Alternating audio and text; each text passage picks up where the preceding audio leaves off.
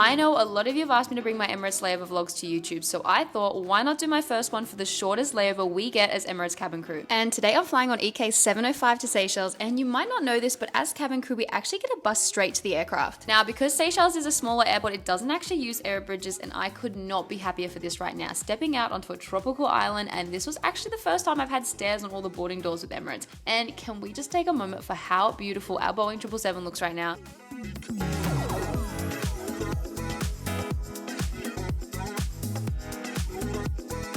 The bus drive was only about 10 minutes to our hotel, and I was so excited to get out and explore, but I was also so tired. Now, when I told you it's our shortest layover as Emirates cabin crew, it's literally only 15 hours, which for other flight attendants watching this, I know that can be pretty normal for a layover, and at my old airline, it was too. But the timing of this flight, being a night flight in and night flight out, means you just basically have to sleep the whole layover, which come on, when in Seychelles. Don't get me wrong, some crew do this, but I think I would just be crying in my sleep imagining what is outside my hotel room.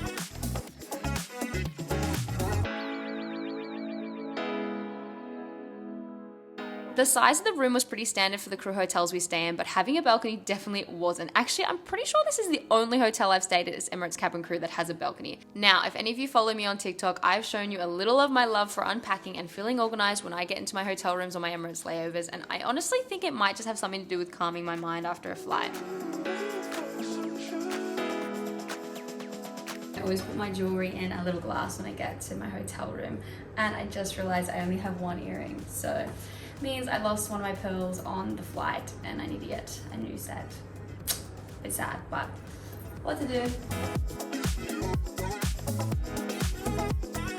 A little hack I have is I don't ever pack my own beach towels for my layovers. I just use the hotel towels for whatever I need. So even though I was packed and ready for a beach day in Seychelles, I did the most flight attendant thing ever. I made plans with some of the crew from our flight to go to the beach and then literally didn't turn up. You might think that sounds so horrible, but trust me, it happens all the time because honestly, you just don't know how you're gonna feel until you get to the hotel room.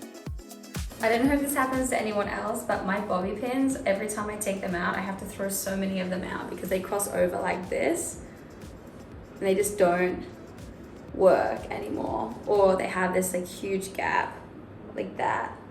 So I don't know, I have to throw so many out. Also, I swear every time I see a bathroom you can see through into the bedroom, it just feels so bougie. So I could not resist making a little get ready with me, which I posted on my Instagram if anyone wants to check it out.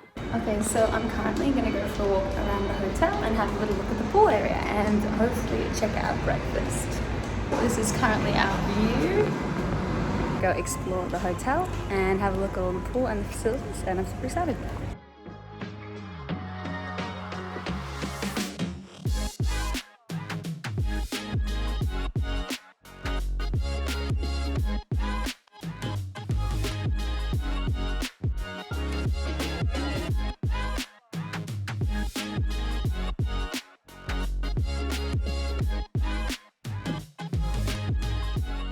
As you can see, the hotel pool area is gorgeous and I was so tempted to spend the day around the pool, but seeing as I was in Seychelles for the first time, I was on a mission to see some kind of beach. So I ended up checking on Google Maps to see if there was any nearby the hotel, and I could see these little coves in the resort next door, and I thought, well, why not go and see if I can get into them?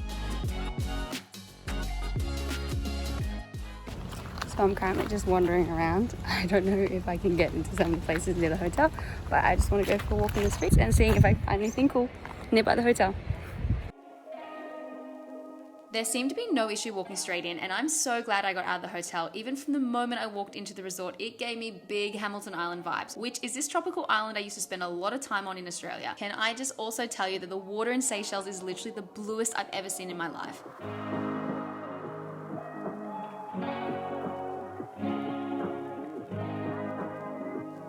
So our hotel we stay at with Emirates doesn't actually have any beaches attached to it. It's a really nice pool. But I managed to walk across to the resort that's like on the same island, and this is the beach here.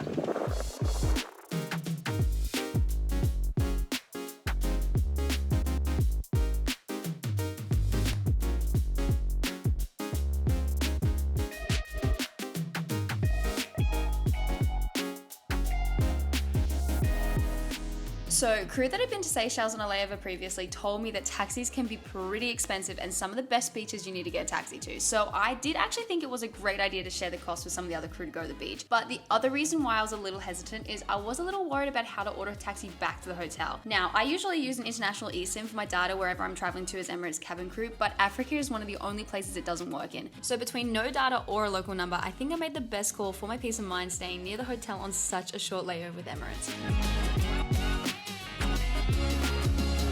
Now, normally I pack all my own food for my layovers, but because I was called out from reserve for this Seychelles flight, I didn't have anything prepared. So I did go check out the mall next door to try and find some food, and there was literally only one restaurant with decent vegan options, but it was hella expensive, as you can imagine, for a tropical island.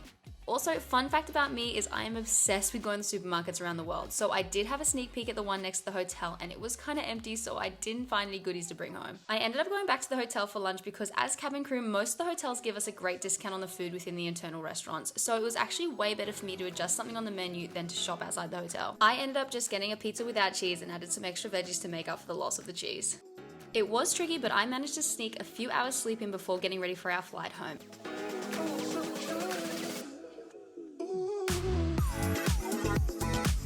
So I can maximize my sleep on layovers like this, I definitely try and do a more basic makeup look. My mascara I'm using at the moment is Dior's Overcurl. It's expensive, but I find it never smudges, and it also isn't classed as a waterproof mascara, which some I've used before can be really hard to get off your lashes. As for my lipstick, I have been asked a lot about which one I use, and this one is Sephora's Cream Lip Stain in number 1. I also use the Too Faced Melted Matte Lipstick in color Lady Balls, so I alternate between the two.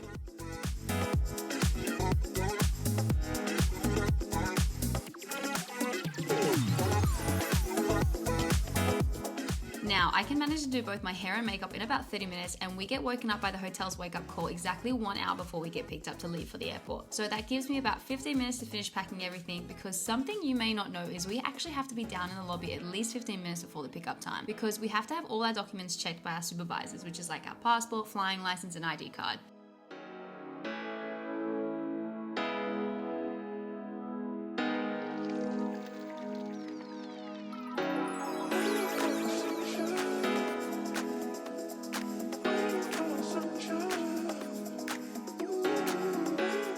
Pick up from the hotel is an hour before our sign-on as Emirates cabin crew, and our sign-on is 2 hours before the departure of the flight. I was operating EK 708, and as sad as it was to leave Seychelles, I've made a promise to myself that I'll come back on some days off or annual leave and actually spend more than a couple of hours exploring this magical island.